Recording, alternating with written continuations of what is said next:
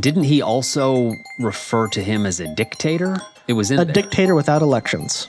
That was the dictator remark. Yeah, he was referring to Zelenskyy as a dictator. So he's calling Zelenskyy a dictator, which is Russian talking point. That is specifically what they say on their state-run media. No kidding. Like word for word, it's he's a dictator, he's banned, he won't have elections. Wow. He's unpopular. So it's not even him having an opinion, it's him parroting Russian talking points. Crazy. Like, it's weird because the Russian talking points sound like Republican talking points in the United States. well, Jeez. they don't totally disagree with each other. The American century has come to an end.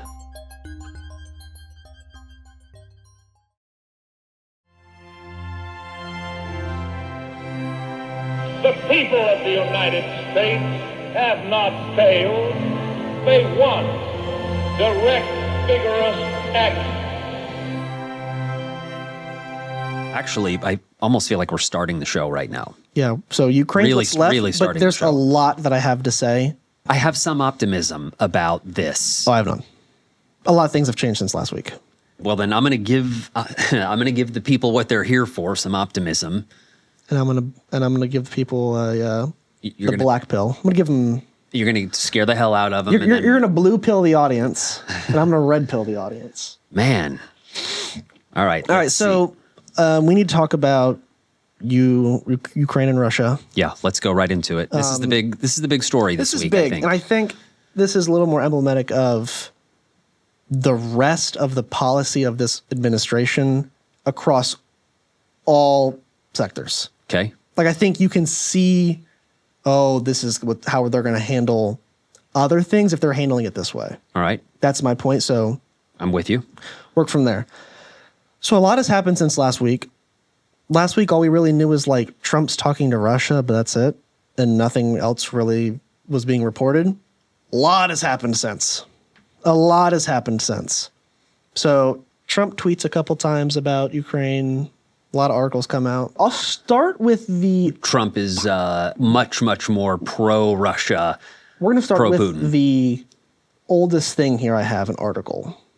AP, Good. the Banned Network, Banned from the White House. banned from the White House. And suing, Which by makes the way. me ride for AP way harder than I ever did before. This is on the 16th headline. Ukraine and Europe worry about being sidelined as Trump pushes direct talks with Russia on war's end. And we talked about this last week, how, the idea was, I wonder if Trump might stumble into a good result here. This week, it's feeling less like that might be the case. It feels like, and I think that you're going to give me evidence to this, he's more like aligning with Russia. Yeah, it's aligning and, Okay, so- aligning. I'll say aligning for sake of time. Give me another one. Make me hate it even more. So as we know, last week, Macron called a emergency EU meeting about what are we doing with Ukraine? Sure. What are we doing? So Rubio and Mike Waltz, District 6, Our neighbor. who's the National Security Advisor. That's okay. Make a dog the security advisor, and we'd have a better national security advisor. I know. Make it a rock. Just Just go outside and just grab a rock. somebody just with pure- no Yeah. foreign relations experience. You're really probably better off getting a middle schooler. So they're in Saudi Arabia talking with their Russian counterparts. This Yep. was before we totally knew if Ukraine was there or not. They're not. They're not welcome at the talks. At the talks, they're not allowed to be there. Trump said, a interviewer, like a thing he had, of Ukraine had 3 years at the table. Now they don't get a seat at the table. Publicly saying you're not welcome to be a part of these negotiations, Madness. which is lunacy. Okay. JD Vance was in some EU thing talking about Russia or America's taking a new policy towards Europe, that Europe problems are Europe's problems. And then he gave the middle finger to the crowd. He didn't really do that, but it kind of felt like it. Okay. Zelenskyy was kind of being aware, like, oh, it's ending, our relationship with the West, or America's ending. Yeah, so Waltz is basically like, Ukraine needs to shut the hell up and do whatever America says, because we're the big boys. And they have to listen to us. Okay. Which is a wild thing to say. Right? Trump spoke to Putin, little best friends, besties.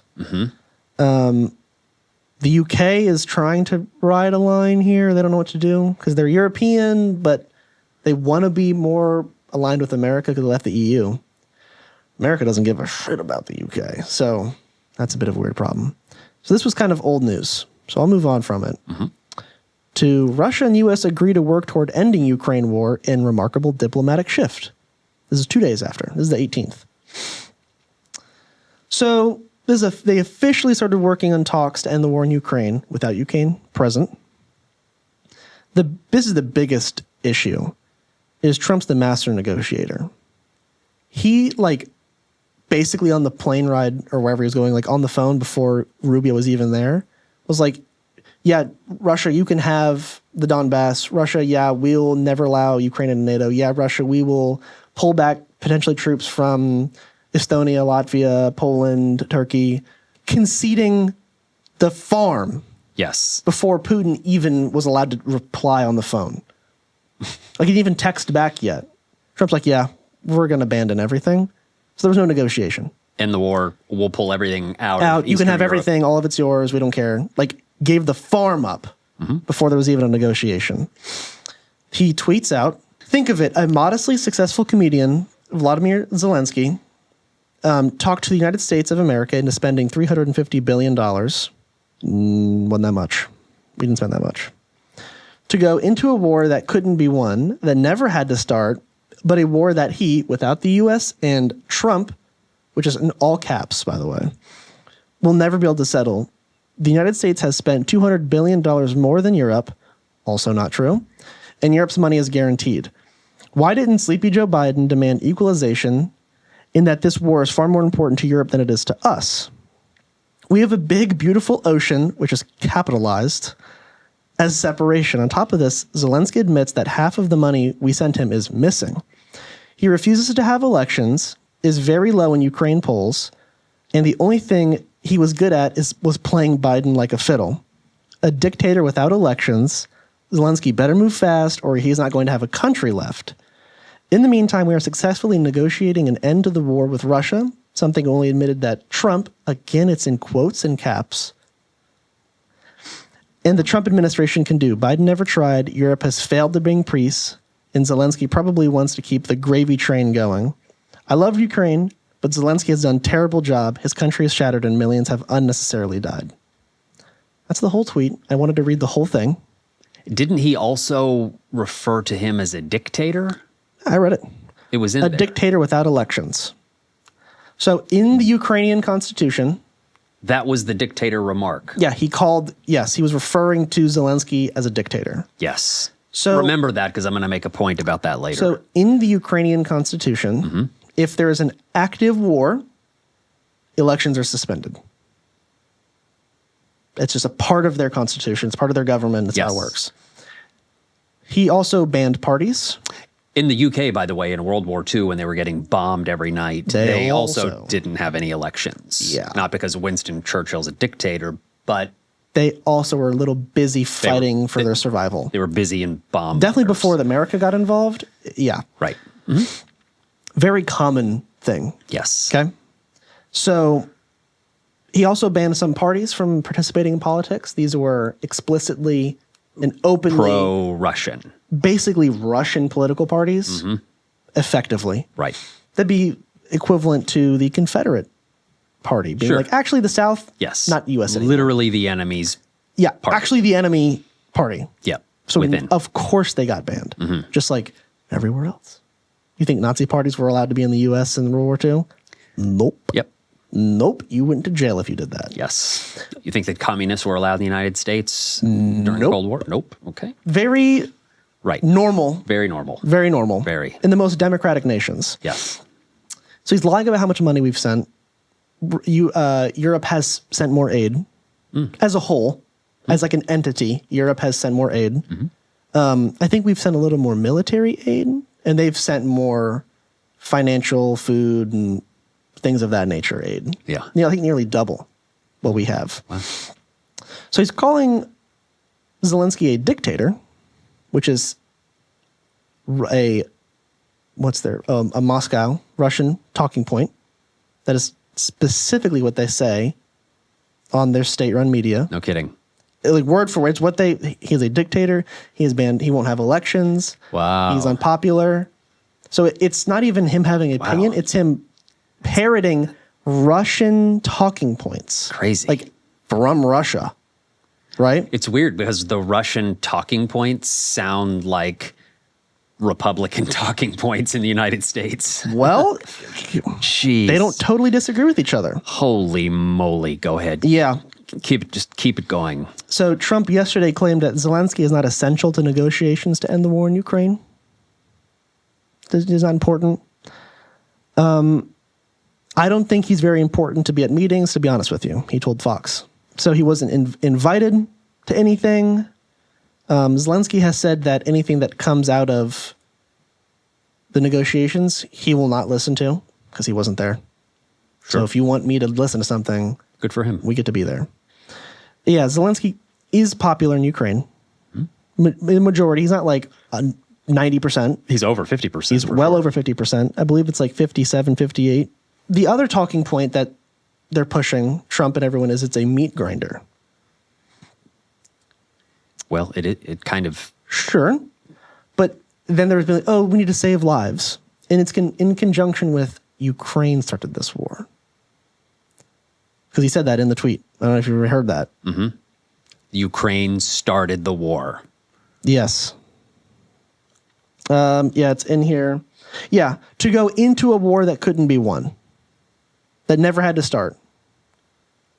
So he's... Ukraine had a choice. Another verbatim Russian talking point that Ukraine declared war on Russia. And then Russia is simply defending itself and responding. It's so crazy. It's like flat Earth crazy. Oh, yes. It's like flat Earth crazy. Yes, it's like denying objective, easily observable reality. I remember it was in the news when the troops were building up on the border of Ukraine. I also remember everybody was sort of like waiting for the invasion. There was a massive convoy heading to Ukraine. Ukraine was arming. We saw it on satellite. All of Ukraine's troops were put on like standby. All of their bases were on standby, and everyone was like, "Here we go." Everyone's kind of just holding their breath, waiting. It was inevitable. So, this is very bad. This is my first point: abandoning Ukraine completely. Completely has abandoned Ukraine. Yes. It's at this point, it's a complete abandonment of Ukraine. This isn't he's doing something different or whatever. No, it's a complete Last week, we could say we didn't know. We might accidentally get something positive. Right. This week, things have changed. It's amazing how much it changed in a week. Yes. Probably last week it wasn't true, but obviously we didn't have reporting yet. Mm-hmm. He is objectively siding with Russia in this war. Yes. This is not he's siding with Russia. Which is where I think you have a point about America siding with their long-standing foes, the Russians. And some people in MAGA are uncomfortable with that. Yeah, so the thing that gives me some semblance of optimism, and maybe I'm grateful for Trump not sort of trying to straddle, at least publicly straddle some line between like a foot in Russia and a foot in Ukraine. He's not straddling the fence. He didn't make a decision. Right. He's definitely right. In the last week, it's, the decision is very clear that he's just clearly deeply involved with Russia. We don't even know the level of involvement. But clearly speaking Russian propaganda. Yeah, right. I mean, you literally gave all that evidence. Yeah. What's giving me some optimism, though, is that Trump's stance, his siding, his aligning with Russia is definitely uncomfortable for, I think, a pretty vast majority of Americans bleeding well into the MAGA world. My example was this, just a couple of days ago, Mark Levin, who's a well-known pro-Trump guy, well-known, he said, no, Putin is the dictator. He is the bad guy. MAGA doesn't support Putin, is his... a quote from him. Oh, is that, the quote? MAGA doesn't support Putin. MAGA doesn't support. So, that's breaking with Trump. Yeah. Publicly on his show. Breaking with Trump. Yeah. So I felt, okay, that's somebody. Mm-hmm. The New York Post responded as well. Yeah. It's also It's a kind of a pro-Trump It's fairly not unanimous, but anyone who isn't so clearly propaganda for Trump is fairly in unison. Like, this is bad. Now, how harsh the condemnation is different, but a lot of people are recognizing this as bad. Well, the New York Post, right on their just, seen again that. a couple of days ago, or maybe yesterday. Oh, I think I just had New York Post pulled up. It's a picture of Putin with huge text. It took up the whole page. This is a dictator. Really? Yeah. I'm glad to see what, to me, is the very beginning of some public pushback. This is a dictator. That one. Yeah. So I'm beginning to see the beginning of some public Republican pushback. And some resurgence. On something. Yeah. At least something. something. Yeah. And there's some resurgence in care about this issue. And I would argue that this is even if it's not popular, I don't think the Republicans are going to be okay. I don't think a lot of these kind of old. I was going to say, Warburg Republicans. There is a lot of Republicans still alive who remember the Cold War. The Cold War was in the 80s, man. There's a lot of people who were alive and remember Reagan. Half of Congress. Reagan, right? Remembers half. I think it's like 80%. Yeah. Like, people remember what Reagan had to say about Russia. All the most the boomers. anti-Russian. All the boomers. Yeah, he was like ready to personally nuke Russia. He was ready. It's a bad play. I don't know why Trump is doing this. It's a very, very dumb thing. If he would just, even if he would just was like indifferent, I'm not giving any extra money just to quit Ukraine. Fighting. Just quit fighting is my stance, but I don't care. I'm not going to get involved. Even if he just did that, would be the smart thing to do. Probably would be better off. But then he could go carte blanche, stealing from. He's not smart enough to. The American taxpayer. Oh yeah. Him and Elon and all the entire economic army that's attacking America right now. Yeah. Yeah, everybody. So I'm going to bring us back down to the pits of despair. Yeah, thank you. Anguish and agony. Yeah, because I was, optimism I was feeling. It is good to see, I think it's unpopular with people, but it's interesting to see pundits breaking with him. But I agree that is hopefully, I don't know what it'll amount to, honestly. I'm happy that it's not everyone saying the same thing. I'm happy that at least there's something. At least there's something. It's interesting to see where the lines are kind of being drawn in the sand, or where Trump is crossing a line. Oh yeah, it is interesting to see. Right? Where it's so it seems like going so far pro-Russia is definitely beginning to cross some lines, and we're seeing that in a public way. And so I think that gives me optimism. Yeah. So this is not separate, a little more tangential to it, but it is very related. So Pete Hegseth recently, on the 13th, spoke basically to NATO, all the NATO representatives in Europe. He said a lot of shit. I don't know how much you're aware of this. Yes, I am aware of some. He said a lot of shit. It's a little old now, but I don't care. So he wants NATO military spending to be at 5%. What do you mean he wants? So NATO, as a part of the all-binding documents, right?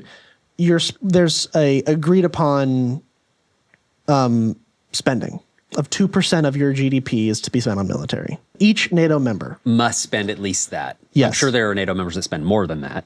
We do. Yes. As of 2024, one country spends 4%. Poland. Notoriously, they hate Russia. Mm-hmm. That's really all they exist to do as a country. It's their one binding agent. Their hate for Russia. Number 2, at 3.4%, is Estonia. Okay. We're number 3 at 3.4%. So we don't even spend 5%.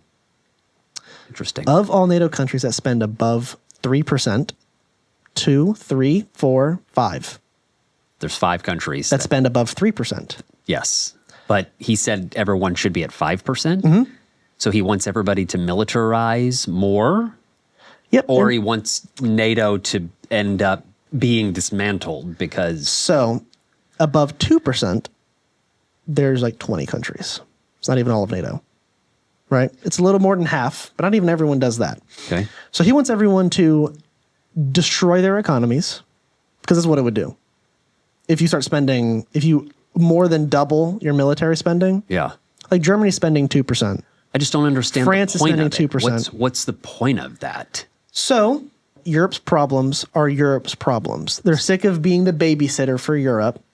We're sick of this. We're sick of that. Defend yourself. Take care of yourself. We're not fighting Russia for you. Spend more money. Okay. I think it's a pretext to, I don't know if they'll leave, but they're going to flirt with the idea. Of leaving NATO. Yeah. Spend 5%. No one's going to spend 5%. Maybe Poland will, and maybe Estonia. But that's about it. No one's going to spend 5% because that's ludicrous. Wow, that's crazy. And that, I imagine that must have been met with some. And we will also never spend 5% as America. Let's be very clear. Maybe one day, but definitely not overnight. I don't know how. I mean, during wartime. Yeah, maybe during wartime. So no one's going to spend that much. Yeah. And I imagine Trump and all of everyone else will be like, okay, well, NATO's not doing their part. So why do we have to do ours? Abandoning Europe to Russia. Yeah, so Russia would. And already Russia now knows that they're allowed to take land and America won't do anything about it so long as Trump's there. So they have 4 years.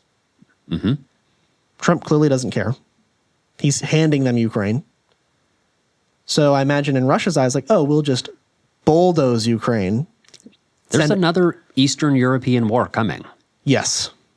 Yes. That's another signal. I don't think it's like World War III levels. I don't know if it'll extend to that because I don't think China will like declare war on anyone. I mean, if the United States and China are both on the sideline out of it. It's not a world war. It's another European war. Yeah, it's another Eastern European. Especially. And so long as Trump is president, we will never get involved. It'll never escalate here. I think it's pretext to abandon NATO, demanding extreme things out of NATO. The U.S. is also completely and utterly dissolving any soft power we had left in the world. So China's absolutely been beating us in soft power. I mean, they're developing roads and infrastructure in all of Africa, all of Asia, and all of Europe, and South America. Which, in case anyone doesn't know, China's seeming really likable. That's right the now. rest of the planet outside of the U.S. In case you guys didn't geography, right? So we're losing all our soft power. Hegseth basically looked at the camera and said, "You can't." What did he say? You can't shoot conversations. You can't shoot agreements. You can't shoot, you know what I mean, speeches. There's nothing that replaces hard power. And that's what America does, is hard power. Which means, I guess for people who are confused, soft power is, I'm going to give you some aid. Right. So you'll like me more. And you'll like me, and we'll do a little bit of business with each other, and we'll both benefit, and we'll do good, which is how you do the modern world. They're wanting to revert to like, I don't know, colonial world of like boots on the ground. We're going to... It's a free-for-all. We're going to... Go ahead and grab land. The only way that we do foreign policy is with a gun pointed at you. There's no carrot, all stick. And that tends to not make people like you. Example, Canada. Which they've not... they've definitely not soft-powered Canada. And... I think Trump accidentally saved the Liberal Party in Canada. I think he really accidentally saved Trudeau. Yeah, I saw that. Because they're like, now, there's we cannot, crazy we don't want to. National fervor in Canada, and they accidentally saved. And then Trudeau was like, you'll not take our country or our sport, saved Canada. But that's like an example of that's what using exclusively stick gets you. The powder keg that is Eastern Europe, the fuse has been lit. Absolutely. Definitely. The fuse has been lit. A war is coming.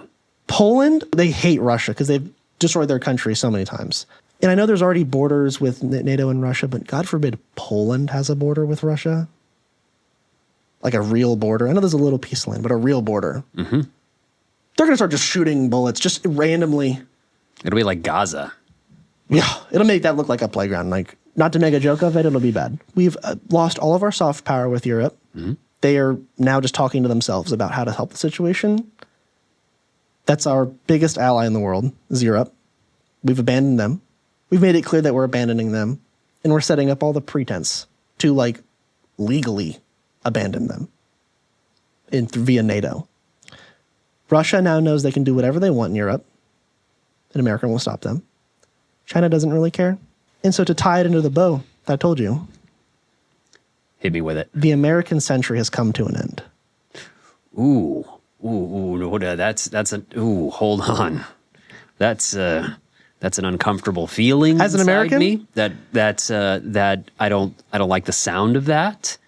Probably not. I don't even want to say it out loud because I think the taste of it would be repulsive. I think it's true. I think the Chinese century is beginning. That's my argument. That China has for decades now been building soft power and relations with everyone but us, including Europe, by the way. They own ports everywhere. They own companies everywhere, 99-year leases everywhere, everything. They are going to pass us economically. They have a bigger manufacturing base. They have more people. They consume as much as we do. And they're starting to cut ties with us slowly. Via their money and their investments, they're trying to not... So if the America explodes, they don't suffer as bad, is the goal. They've industrialized. They're definitely a modern country. Wow. Building a resiliency. They're trying to become the global superpower. Because America's absolutely in its death throes right now. Lashing out, going crazy. The American people are also not paying attention to this, so that doesn't matter what American people think. Definitely in our death throes, lashing out, attacking friends. And China's just scooping up every little piece. Oh, lost them. Thank you. Oh, Yeah. Thank you. Thank you. Yeah, they're gaining ground on all fronts. Yeah, now at all this point. fronts. Including, they don't seem like one of the world's bad guys anymore. No. All of a sudden. No. Communist China. Foreign policy wise, definitely not the bad guys anymore. To the rest of the planet. Yes. To the rest of the planet, which is what matters. Right. Because we're not the only country that exists. To the rest of the planet. For example, they made their own AI, which works apparently just as good as anything we have here for like a tenth of the cost. And it's more efficient. DeepSeek. DeepSeek, I think. Yeah. Which kind of goes to show, what are we spending money on this AI for? They did it cheaper. Yeah. And it's a little more efficient. What are we spending all this money on? I know. Just because it makes me feel a certain way, it doesn't. If the economy collapses in some capacity, yes. definitely it's the Chinese century. They'll be in a position The to door will really be gain ground. wide open. They'll really be in a position to gain ground. It's like if Europe, because Europe will collapse too. That's something And that it's could happen in 4 years. Who saves Europe? So Well, if China does, then does a war in Europe, I wonder, we don't know the answer to this question. Yeah. So, but like hit me with it. a war in Europe, a Russia, NATO war that America isn't a part of. I wonder. Which is crazy to say, by the way. Yeah, right? Jesus. I mean, it's a real possibility. It's a real possibility. No one can move me off that position. It's a real possibility. There's a Russia-NATO engagement or war, and Yeah. the United States is not a part of it. Nope. And I wonder what that would do to the economy of the United States when all of a sudden there's war. Because when there's war, that certainly affects, global economy. So American I don't even know. military industrial complex also funds basically the rest of the planet. It's not just the U.S. So our production might crank up because the Europeans. it'll be one of those who are we gonna sell our military supplies to Russia or to Who's paying? It'd be one of the situations, I think. what? I think who's paying. I think that's really all they care about. But the fact that I'm saying that and not saying Europe is also absurd. But I think it's real. It is. But it'll be one of the things where I think the economy starts to hurt a lot in this way. The stocks and the business, speculation gets hurt less than my pockets get hurt or your pockets get hurt. Yeah. That's all it talk takes. about real economy, fake economy that I joked about. All it takes is a little inflation. Because all those massive businesses will still find uses for business. Like some Texas company makes the TI-83 calculator and Javelin missiles. Businesses will still have business. Sure. Business doesn't stop when war happens, just a new new business opportunity. Yeah. So I get it. for the most part, the richest, biggest companies will keep going. But the companies that have nothing to do with that will get hurt, and that's all the ones that Americans interact with daily. No matter what, it's not good for us. Grocery stores will start to be empty. Gas will start to be more expensive. Like, things of that nature, you will feel that pain. Yes. I wonder if that's the way the pain is going to come. I wonder if a war in Europe is what sets things off. That would be wild. It would be bad because we don't have any control over that. We can't impeach Trump to solve that problem. That war is going on. That war is happening. It started, you know. And I think it'll be one of the situations where once the war has started, and if Trump keeps us out, it'll be kind of like a World War I situation and World War II of like, well, we don't want to fucking get involved. We don't want to die. We don't want to send. America's done this twice now, and we'll do it again. Of like, now if it was someone else in office, I think the NATO article would be invoked, and we would be at war to start with. Definitely through arms. Sure. But if Trump doesn't do that and removes himself from NATO, which I think U.S. can just do, I think we're allowed to just be like, fuck you guys. Probably. I don't think there's any vote. I think it's vote to get in. I think leaving is just leaving. Well, but it's also up to Trump to order the military to perform military action. And he can just not do that. He also just won't. But once that precedent's been set, who's going to be the president to send Americans to die in the third European war? No president will want to do that. So that's... Well, yeah. But that's so unpopular to do. Unless, again, like the last two world wars. It's crazy to think that this is what's happening. I think the Chinese century is upon us. And I don't think that's as spooky necessarily as it might feel it is. It doesn't, the world can still go on, and China's I think the world will largely continue to be exactly as it is. All of our shit in this room, probably like 95% of it, is made in China. That won't change if it's a Chinese century. Right, yeah. I mean, America will still continue to be more America. Expensive. I mean, they're going to have more money, so that's the result. Maybe. I mean, they end up with more money, so maybe. But our lives won't radically alter all too much, other than shit will get expensive because our economy will suck. Here we go again. But this ended up being an economy show. But I think it's important. I think it's really we're already on the edge. I mean, inflation's up now again. So now he's wanting to. But it's Biden's fault. Yeah, but we're also going to put. I've only been here a month. Yeah, inflation's back, but not my fault. Yeah, it's but then when the tariffs hit, coincidentally only went up when I got into office. They went up. Coincidence? Nope. It's Biden's fault. Yeah, this tariffs are coming. This is going to our split with Europe is coming. This is going to be a super uncertain. I don't know. This is a super uncertain time. It's unbelievable. This Trump shit. We did this for 4 years and went through a pandemic with him. The beginning of it, and it was such. It was just like I had whiplash from just the madness and getting jerked around all the time. But this time, it's not a whiplash jerking around. It's like. It's like a steady heading in the wrong direction kind of feel. It's kind of, I don't really know I feel more like we're driving off the cliff than the first time. Yes, it's less of Trump, I'm going to do a thing, and the institution's like, no, Trump, and Trump's like, no, I want to, and no. Right. It's now just a steady, just a slow train, just slowly and steadily demolishing everything in its path. Yes. Slow and steady. Yes. Before it was like a tornado.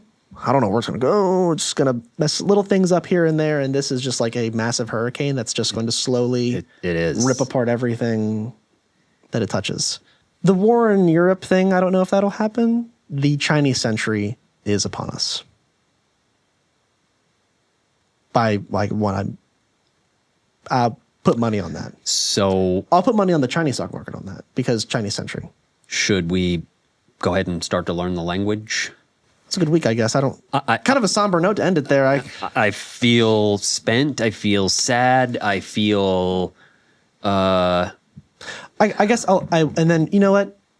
I want you to go home in a good mood, so I'll say this. All right, and end it on a good note, so I can go home in a good mood. I think there is pain, a lot of pain that is inevitable kind of at this point, I think. If things continue remotely similar to how they're continuing, I don't think it's like war here. I don't think that's a thing. But there will be a lot of pain that is inevitable. Financial pain. A lot of financial, mostly financial, right? And I think that is what will open the door to genuine change. Not change as in smarter policy from a Democrat. That's not change. That's the same old, same old. You're talking about New Deal change. Yes, I'm talking about like radical, every person in government's Bernie type of change. Or strengthening our systems, yes. Our processes, our institutions. We got to strengthen law and order. Strengthen law and order. We're going to strengthen the American people by giving, it's a new century. It's a new world. We need to compete. We need people educated. We've talked about before, it's only possible when real pain is felt. That real pain is coming. I think it's absolutely So that's the happy note you were ending that on? The pain is inevitable. The pain's inevitable, but the change can come. Also, the door is not open right now. Because there's not enough pain yet. This is the question that I asked Josh Wheel. Yes, they're not motivated to be like, well, my life's okay right now. I don't want to rock the boat. It's not bad enough. The boat isn't rocked enough. Yeah, but when it's bad. For a lot of people, it's super bad. When the boat's capsized, they're happy to find a new boat. Right? So the boat will be capsized. I'm calling it. And only then is it. So, like, it sucks, but the opportunity for it to be better only exists after it sucks, which sucks, but that's the game. And I'm not saying it from a point of privilege, by the way, that like, oh, it's going to suck for everyone and everyone has to suffer. My life will be miserable. Oh yeah, you're going to be one of the ones that suffer. Oh yeah. But at least you're doing something about it. At least I'm doing something about it. So trying to. Heavy week, but I think I don't like just talking about, oh, Democrats didn't do this. I want to talk about like, hey, there's shit happening. Yeah. Like important shit that's happening. So what's the call to action? People need to pay attention. We need to. Yeah. Or is the crash inevitable? So let's just go ahead and get to the crash so we can go ahead and start rebuilding. I think change will only happen when there's agitation in people. I think the best thing you can do is begin to stir up the agitation. Stir up the agitation. Rally the people. It's the only way it'll change. Okay. Right? Let's do that. Is to stir it up in people. Point out, like, yeah, eggs are fucking expensive. Guess whose fault that is? Yeah, it is. Life does suck right now. You got fired and there's nothing you can do about it. And now there's no help for you. Yeah, guess what? Things like that. Raise awareness. Stir it up in others. Have a message. Yep. Use your voice. Use your voice. And we'll be here to walk it with you. Yeah, we will. I definitely will be suffering with everybody else.